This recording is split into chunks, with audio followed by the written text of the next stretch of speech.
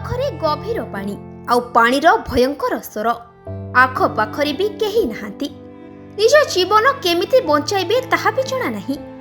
ଗଭୀର ପାଣିରେ ନିଜ ଜୀବନ ବାଜିରେ ଲାଗିଥିବା ବେଳେ ନିଜ ପୁଅକୁ କିନ୍ତୁ ନିଜଠାରୁ ଦୂରେଇ ଦେଲାନି ମା।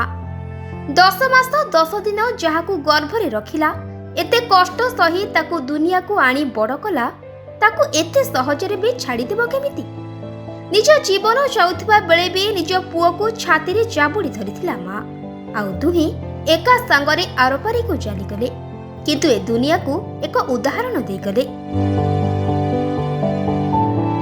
ଦର୍ଶକ ବନ୍ଧୁ, ସୋସିଆଲ ମିଡିଆରେ ଭାଇରାଲ ହେଉଥିବା ଏହି ଛବିଟି କେବଳ ଏକ ଫଟୋ ନୁହେଁ, ବରଂ ଏହା ଏକ ମାର ଅସୀମ ଭଲ ପାଇବାର ଏକ ଜ୍ୱଳନ୍ତ ଉଦାହରଣ। ଡଙ୍ଗା ବୁଡ଼ିବା ଭଳି ଏକ ଭୟଙ୍କର ଦୁର୍ଘଟଣା ସମୟରେ ଯେତେବେଳେ ଚାରିଆଡ଼େ ମୃତ୍ୟୁର ଚିତ୍କାର ଥିଲା, ସେତେବେଳେ ବି ଜଣେ ମା ନିଜ ଜୀବନ ବଦଳରେ ନିଜ ସନ୍ତାନକୁ ସୁରକ୍ଷିତ ରଖିବାକୁ ଚେଷ୍ଟା କରୁଥିଲା। କାଳର କରାଳ ରୂପ ଆଗରେ ସବୁ ଶେଷ ହୋଇଗଲା ସିନା, କିନ୍ତୁ ସେହି ମାର କୋଳରୁ ତା ପୁଅକୁ କେହି ଅଲଗା କରିପାରିଲେନି।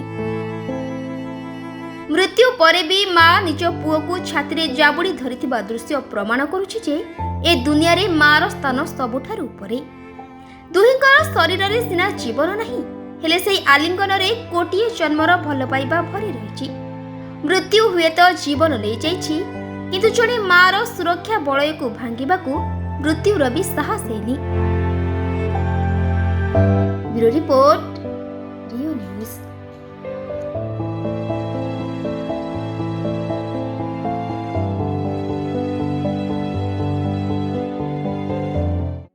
जदि आपंक आम भिडी भल लगा तेब आम चैनल को लाइक, शेयर और सब्सक्राइब करने को जमा भी भूलु नहीं।